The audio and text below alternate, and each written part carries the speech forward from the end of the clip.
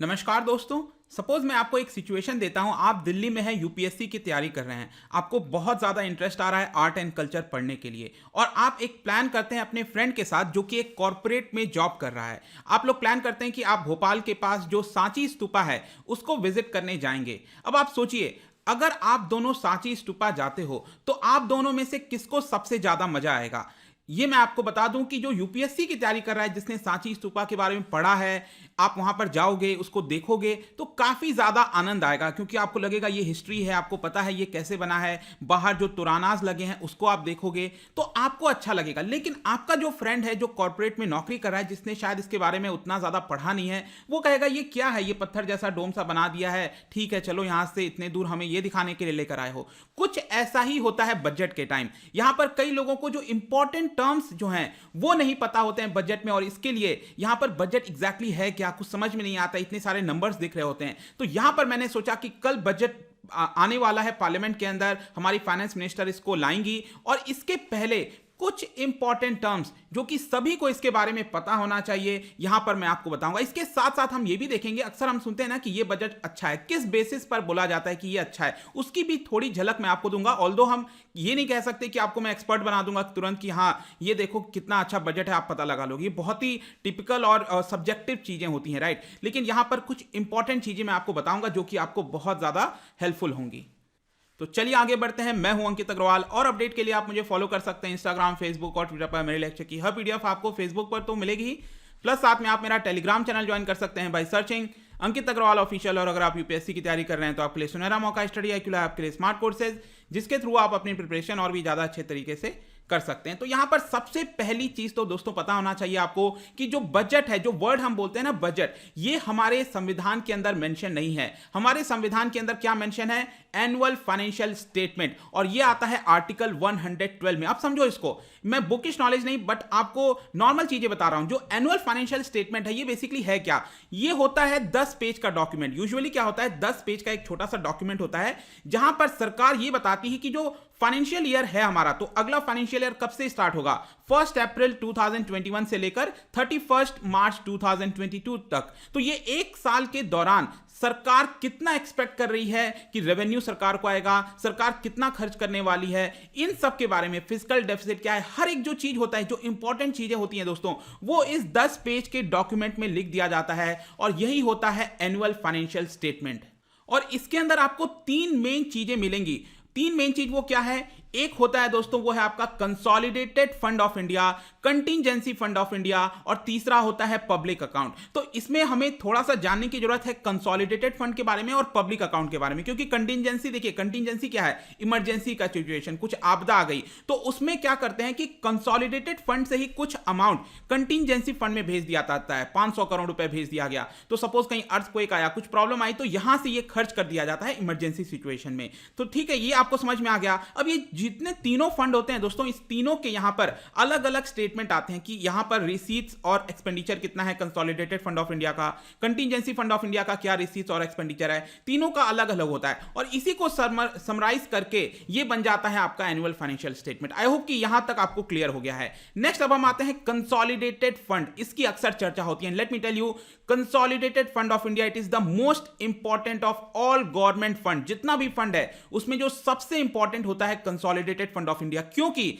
जितना भी revenue race किया जाता है सरकार के द्वारा, अब ध्यान रखिएगा मैं रेवेन्यू कह रहा हूं क्योंकि यहां पर आपने देखा होगा कि पीएफ भी होता है, प्रोविडेंट फंड वगैरह भी होता है, तो उसका पैसा जमा होता है, तो ये इसके अंदर नहीं आता है, वो मैं आपको आगे बताऊंगा, वो पब्लिक फंड के अंदर आता है। तो कंसोलिडेटेड फंड ऑफ इंडिया के अंदर जितना भी रेवेन्यू है सरकार का, चाहे सरकार ने कोई एसेट बेच दिया, अपनी कंपनी डिसइन्वेस्टमेंट कर दी, या फिर सरकार को ट्रैफिक से कोई चालान का पैसा आ रहा है, सरकार को टैक्स के थ्रू पैसा आ रहा है, जीएसटी के थ्रू पैसा आ रहा है, ये सारे जो पैसे आते हैं दोस्तों वो आपका कंसोलिडेटेड फंड ऑफ इंडिया में आता है। और सरकार जितनी भी स्कीम्स पर खर्चा करती है, जो भी खर्चा करती है, वो भी इसी फंड से यहां पर खर्च किया जाता है।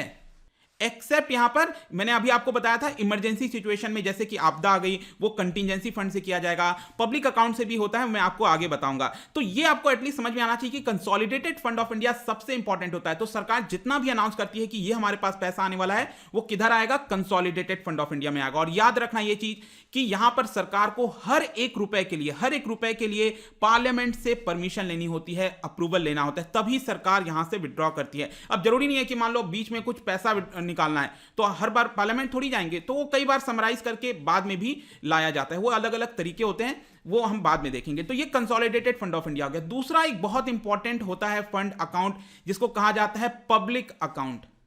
अब देखिए, पब्लिक अकाउंट आप कुछ यूं समझ सकते हो कि सरकार यहां पर बैंकर की तरह काम करती है। मतलब बैंक क्या करता है, आप जाते हो बैंक में अपना पैसा जमा करते हो और जब भी आपको जरूरत होता है आप उससे विड्रॉ कर लेते हो। कुछ इसी प्रकार से जो पब्लिक अकाउंट होता है वो एक तरह से पब्लिक के लिए बैंक की तरह काम करता है। मतलब सरकार इस समय बैंक बन जाती है। इसका अर्थ ये हुआ, जो स्मॉल सेविंग्स हो गए, स्मॉल सेविंग सर्टिफिकेट हो गया, प्रोविडेंट फंड हो गया, जमा करते हैं ना पब्लिक प्रोविडेंट फंड में, पीपीएफ अक्सर आप सुनते होंगे इसके बारे में, राइट। तो यहां पर आपने पैसा जमा कर दिया, सरकार आपको इसके ऊपर इंटरेस्ट देती है।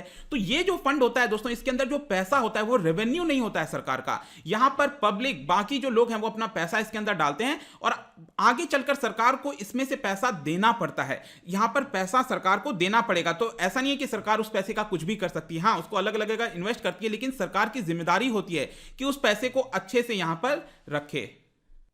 और इसकी वजह से क्या होता है कि यहां पर सरकार को पार्लियामेंट से मंजूरी नहीं लेनी पड़ती। सरकार बस पार्लियामेंट के सामने दस्तावेज रख देती है और कहती है कि ये यहां पर आया है पैसा, ये गया है। बस सरकार को परमिशन नहीं लेना है कि मैं यहां पर पब्लिक का ये पैसा था जो हमने कल लिया था और आज हमें देना है, तो मैं पार्लियामेंट से, अगर पार्लियामेंट मना कर दिया तो क्या यहां पर पैसा नहीं दिया जाएगा? तो इसीलिए यहां पर पार्लियामेंट से मंजूरी नहीं चाहिए होती है। जो भी पैसा है सरकार खुद से ही कर सकती है, इसमें दे सकती है, लौटा सकती है। तो ये फंड होते हैं कुछ। अब हम आते हैं दोस्तों जिसकी हम बात करते हैं, रिसीट्स और एक्सपेंडिचर। और रिसीट्स और एक्सपेंडिचर में ध्यान रखिएगा, यहां पर जब मैं रिसीट्स कहता हूं तो रिसीट्स का मतलब है कि सरकार के पास पैसा आ रहा है, एक्सपेंडिचर का मतलब है कि सरकार के पास से पैसा जा रहा है। लेकिन आप खुद सोचो, जब मैं कहता हूं सरकार के पास पैसा आ रहा है, क्या आपको पता चल रहा है इस केस में कि सरकार के पास किस तरह से पैसा आ रहा है? क्या सरकार के पास टैक्स के माध्यम से पैसा आ रहा है? क्या वो पैसा सरकार का है या फिर सरकार ने कुछ बोरो किया है? सरकार के पास कई तरह से पैसे आ सकते हैं ना। सरकार पब्लिक से भी बोरो करती है, वर्ल्ड बैंक से भी बोरो कर सकती है।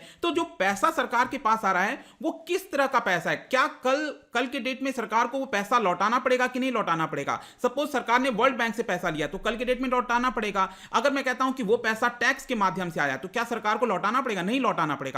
तो इसको डिफरेंशिएट करने के लिए कि सरकार के पास जो रिसीट्स है, जो पैसा आया है, वो किस माध्यम से आया है, इसको डिफरेंशिएट करने के लिए यहां पर दो तरह के अकाउंट को आप अक्सर पढ़ते होंगे। एक होता है रेवेन्यू अकाउंट और दूसरा आप पढ़ते हैं कैपिटल अकाउंट। अब आप यहां पर समझिए, सबसे पहले हम देखते हैं कि रेवेन्यू अकाउंट में तो रिसीट्स और एक्सपेंडिचर आपको समझ में आ गया। रिसीट्स का मतलब पैसा आ रहा है, एक्सपेंडिचर का मतलब पैसा जा रहा है। तो यहां पर आप इसको इस तरह से कह सकते हो, एक होता है रेवेन्यू रिसीट्स, दूसरा हो जाएगा रेवेन्यू एक्सपेंडिचर। वैसे यहां पर कैपिटल वाले अकाउंट में कैपिटल रिसीट्स और कैपिटल एक्सपेंडिचर। ये समझ में आया? अब देखो, रेवेन्यू रिसीट्स और रेवेन्यू एक्सपेंडिचर क्या होता है। इसका सिंपल अर्थ ये हुआ कि सरकार के पास जो पैसा आया है वो सरकार को वापस लौटाना नहीं है। रेवेन्यू रिसीट्स ये होता है कि सरकार के पास जो भी पैसा आया, तो कैसे पैसा आ सकता है? टैक्स के माध्यम से। आप ट्रैफिक का चालान कट रहा है, सरकार ने कोई दूसरा सेस लगा दिया है, तो ये इस तरह से जो भी पैसे सरकार के पास आते हैं वो आपका आ रहा है बिना किसी ऑब्लिगेशंस के। चाहे डायरेक्ट टैक्स हो, इनडायरेक्ट टैक्स हो, सरकार उस पैसे का जैसे चाहे जो चाहे उसका इस्तेमाल कर सकती है। तो इसी को कहते हैं रेवेन्यू रिसीट्स। और रेवेन्यू एक्सपेंडिचर क्या होता है दोस्तों, आप ध्यान रखिएगा। सरकार जिस चीज पर एक्सपेंडिचर करती है, सपोज मैं कहता हूं कि सरकार एक नई कंपनी बना रही है, सपोज मैं कहता हूं सरकार ने एक इंडस्ट्री बना रही है, स्टील की कंपनी बना रही है, तो यहां पर क्या वो रेवेन्यू एक्सपेंडिचर के अंदर हम लिखेंगे? नहीं, उसको हम लिखते हैं रेवेन्यू कैपिटल एक्सपेंडिचर के अंदर, क्योंकि फैक्ट्री बनाना ये एक तरह का एसेट का निर्माण करना हुआ। यहां पर जब हम एक्सपेंडिचर की बात करते हैं रेवेन्यू एक्सपेंडिचर के अंदर, तो यहां पर सरकार जो डेली चीजों की वजह से यहां पर पैसा एक्सपेंड करती है, जैसे कि सैलरी हो गया, सब्सिडी हो गया, एलपीजी सब्सिडी हो गया, फिर जो भी सब्सिडी है, इंटरेस्ट पेमेंट देना है सरकार को, मतलब कि सरकार बस खर्च कर रही है, उससे कुछ एसेट का निर्माण नहीं हो रहा है। आप समझो, कुछ भी ऐसा कुछ बन नहीं रहा है कि कल के डेट में उससे कुछ मिलेगा, ठीक है, सरकार किसी को सैलरी दे रही है तो क्या उससे कल के डेट में कुछ इंटरेस्ट आएगा? नहीं आएगा। तो इस तरह के जो खर्चे होते हैं जो कि सरकार बस खर्च करती है क्योंकि उसको करना है, आईएएस ऑफिसर्स हो गए, गवर्नमेंट सर्वेंट्स हो गए, जितने भी खर्चे हैं इस तरह के, उसको हम काउंट करते हैं रेवेन्यू एक्सपेंडिचर के अंदर। तो रेवेन्यू रिसीट्स, रेवेन्यू एक्सपेंडिचर आपको आई होप समझ में आ गया होगा। अब इसका जस्ट यहां पर आप समझ जाओगे कैपिटल रिसीट्स क्या होता है, कैपिटल एक्सपेंडिचर क्या होता है। तो सपोज मैं कहता हूं यहां पर सरकार डिसइन्वेस्टमेंट कर रही है, जैसे कि आपको पता है अभी एलआईसी का यहां पर आईपीओ आने वाला है, तो एलआईसी में सरकार सपोज कुछ बेचेगी तो बताया जा रहा है 90,000 करोड़ रुपए सरकार के पास आ जाएंगे। तो सरकार का क्या है, जो एसेट था वो कम हो रहा है कि नहीं हो रहा है? तो सरकार का जब एसेट कम हो रहा होता है उससे जो रेवेन्यू आता है उसको हम कहते हैं कैपिटल रिसीट। मतलब रेवेन्यू तो आ रहा है, लेकिन रेवेन्यू कैसे आ रहा है? सरकार का एसेट कम होने की वजह से आ रहा है। तो ये जो पैसा आता है इसको कैपिटल रिसीट्स कहते हैं। और यहां पर सरकार खर्च करती है, एसेट का निर्माण करती है। सपोज टोल रोड बना दिया सरकार ने, तो यहां पर जो रोड बनाया है, कल से यहां पर सरकार को रेवेन्यू भी तो आने लगेगा, उससे पैसा भी तो आने लगेगा, तो वो कैपिटल का निर्माण, एसेट का निर्माण कर रही है सरकार। तो उस तरह का जो एक्सपेंडिचर होता है उसको हम कहते हैं कैपिटल एक्सपेंडिचर। और इन्हीं में दो डिफरेंशिएशन होता है दोस्तों। आई होप कि ये बहुत ही इंपॉर्टेंट टर्म्स था, बहुत ही बारीकी से आपको समझ में आना चाहिए, तभी आप बजट जब सुनोगे तो आपको अच्छे से और चीजें समझ में आने लगेंगी। इनफैक्ट मैं आपको बताऊं तो यहां पर जो कैपिटल एक्सपेंडिचर होता है वो बहुत ज्यादा निगरानी से देखा जाता है। जब मैं कह रहा हूं ना कि यहां पर सरकार देखती है कि लोग देखते हैं, यहां पर जो इकोनॉमिस्ट होते हैं वो देखते हैं कि कैपिटल पर एक्सपेंडिचर सरकार कितना कर रही है। सपोज सरकार ने बहुत ज्यादा एक्सपेंडिचर कर दिया, लेकिन सरकार ने बड़ा एक्सपेंडिचर कैपिटल एक्सपेंडिचर पर किया है, मतलब एसेट के क्रिएशन पर किया है, तो कई बार इकोनॉमिस्ट के द्वारा कहा जाता है हाँ ये तो अच्छा बजट है। लेकिन अगर सरकार सैलरीज पर, सब्सिडीज पर, इस तरह पर खर्चा करेगी ज्यादा तो सरकार का डेफिसिट बढ़ जाएगा, कल के डेट में सरकार के ऊपर भार चढ़ जाएगा, क्योंकि उससे कल के डेट में कुछ रिटर्न नहीं आना है। तो इसीलिए जब कैपिटल एक्सपेंडिचर सरकार अच्छे से करती है, ये एक बेटर एक तरह से आप कह सकते हो प्रोजेक्शन होता है इकोनॉमी के लिए, फ्यूचर हमारा अच्छा होगा, ऐसा यहां पर देखा जाता है। अब हम आते हैं डेफिसिट के ऊपर। बहुत ही सिंपल कॉन्सेप्ट है। देखो, अगर आपने समझ लिया कैपिटल रिसीप्ट, रेवेन्यू रिसीप्ट, ये सारी चीजें, तो रेवेन्यू डेफिसिट क्या होता है? देखो, रेवेन्यू डेफिसिट आपको जानना है तो रेवेन्यू वाला जो अकाउंट है इसको आपको देखना होगा। तो रेवेन्यू अकाउंट में मैंने आपको क्या बताया था कि रेवेन्यू रिसीट्स होता है, रेवेन्यू एक्सपेंडिचर होता है। तो सपोज मैं कहता हूं कि रेवेन्यू एक्सपेंडिचर सरकार का यहां पर 1,000 रुपए है और रेवेन्यू रिसीट सरकार के पास जो इनकम आ रही है वो कितना है, 800 रुपए है। तो यहां पर 200 का डिफरेंस आ गया, मतलब सरकार 200 रुपए ज्यादा खर्च कर रही है। तो ये जो ज्यादा खर्च कर रही है रेवेन्यू वाले अकाउंट के अंदर, इसी को कहते हैं रेवेन्यू डेफिसिट। अब आप समझो, रेवेन्यू डेफिसिट बहुत ही खतरनाक होता है।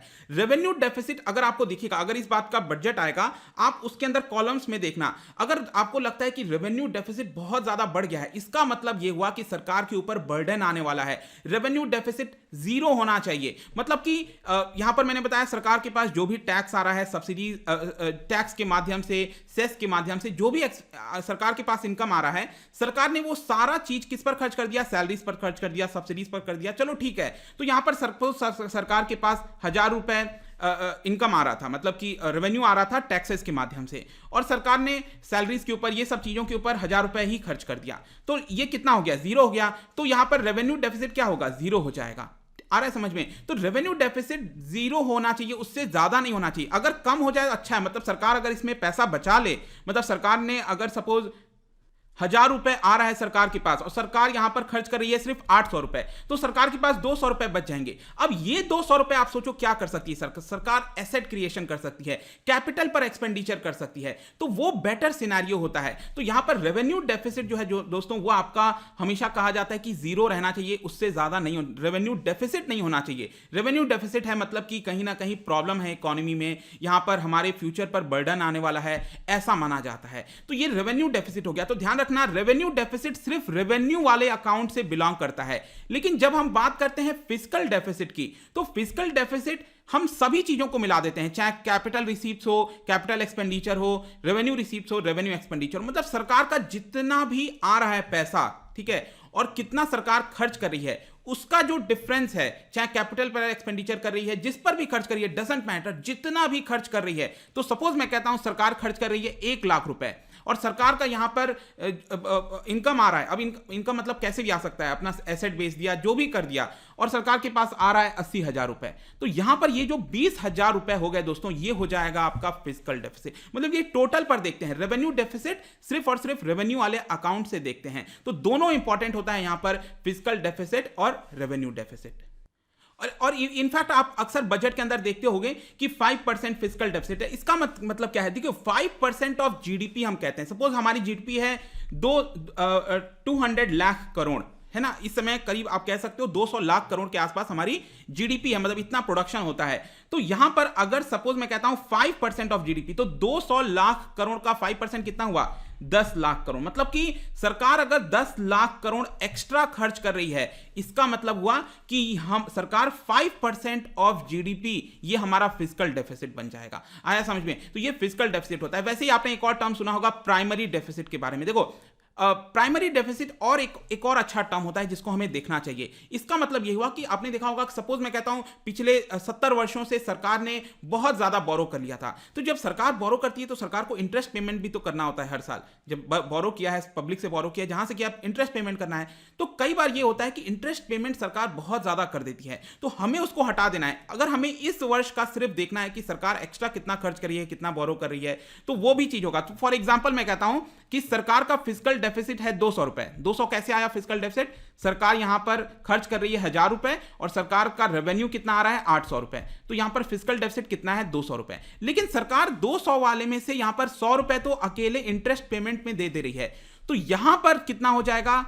बाकी का जो 100 बचा, ये प्राइमरी डेफिसिट हो जाएगा। मतलब जो मेन डेफिसिट है, ये जो 100 सरकार इंटरेस्ट पेमेंट पर खर्च करी है, वो तो पिछले वर्षों के लिए करना पड़ रहा है इंटरेस्ट पेमेंट देने के लिए। तो ये प्राइमरी डेफिसिट। आई थिंक कि इससे ज्यादा क्लियर शायद और मैं शायद नहीं बता पाऊंगा। अगर आपका शायद ध्यान नहीं हुआ होगा तो फिर से एक बार देख लेना, सब कुछ समझ में आ जाएगा। जाने से पहले यहां पर एक और मैं इंपॉर्टेंट चीजें दिखा देता हूं आपको कि ट्रेंड कैसा रहा है। जब मैं कहता हूं fiscal deficit, revenue deficit, primary deficit, आप इसके ट्रेंड देख सकते हो कैसा गया है ये पिछले कुछ वर्षों में। तो पहले 2008, 9, 10 के बाद ये बहुत ज्यादा हाई हो गया था fiscal deficit, 6% of GDP, 5% of GDP. धीरे धीरे करके ये नीचे आया था और 2020-21 जो वित्तीय वर्ष चल रहा है अभी हमारा, इसमें बताया जा रहा था कि 3.5% ऑफ जीडीपी का अनुमान था। लेकिन आपको पता है कोविड की वजह से सरकार का जो रेवेन्यू है वो बहुत ज्यादा गिर गया है। जीएसटी कम हो गया था, डायरेक्ट टैक्सेस, इनडायरेक्ट टैक्सेस सब कम हो गए थे। इसकी वजह से सरकार ने ज्यादा खर्च किया और रेवेन्यू कम हो गया, जिसकी वजह से ये बताया जा रहा है कि 3.5% से ये बढ़कर ये करीब 7.5% के आसपास रहने वाला है।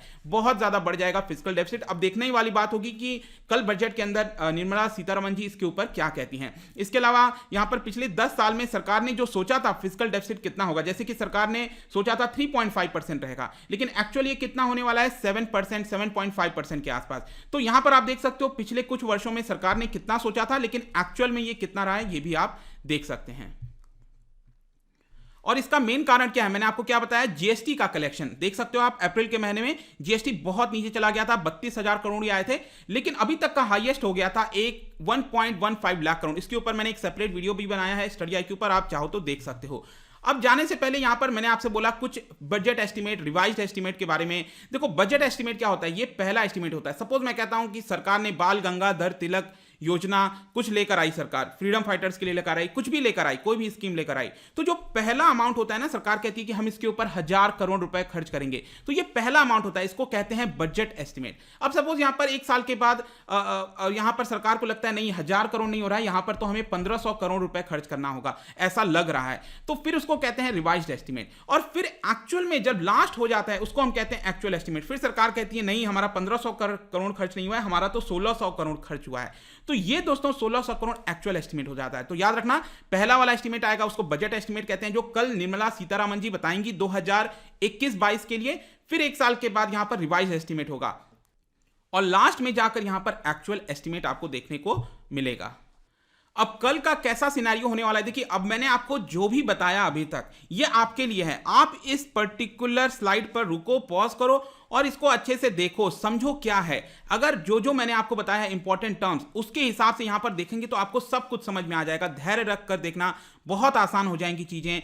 आई होप दोस्तों ये जो पूरा वीडियो था आपको नॉलेज देने के लिए था, आपके नॉलेज को ब्रॉडन करने के लिए था, सिंपल भाषा में आपको समझाने के लिए था। जाने से पहले मैं आपके लिए क्वेश्चन लेकर आया हूं, यहां पर इसको ध्यान से पढ़िए, बताइए कौन सा जो पर्टिकुलर टर्म है वो सही होगा इसके लिए। जो मैंने यहां पर लिखा है इसके लिए कौन सा टर्म का इस्तेमाल किया जाता है। इसका जो राइट आंसर मैं अपने इंस्टाग्राम पर तो डालूंगा ही, अगर आप इंस्टा पे नहीं हो कोई बात नहीं, टेलीग्राम से आप इसका राइट आंसर एक्सप्लेनेशन ले सकते हैं। एंड इवन मैं सोच रहा हूं कि यहां पर सेकंड या थर्ड को एक इंस्टाग्राम शायद लाइव भी कर सकता हूं मैं, अभी मैंने प्लानिंग नहीं किया है, लेकिन शायद कर सकता हूँ इसका मैं बता दूंगा इंस्टाग्राम पर ही, तो आप वहाँ पर भी जुड़ सकते हैं। मैं बजट के लिए एक्सप्लेन करूंगा, आपके डाउट सॉल्व करने की कोशिश करूंगा, मेरी ऐसी कोशिश रहेगी।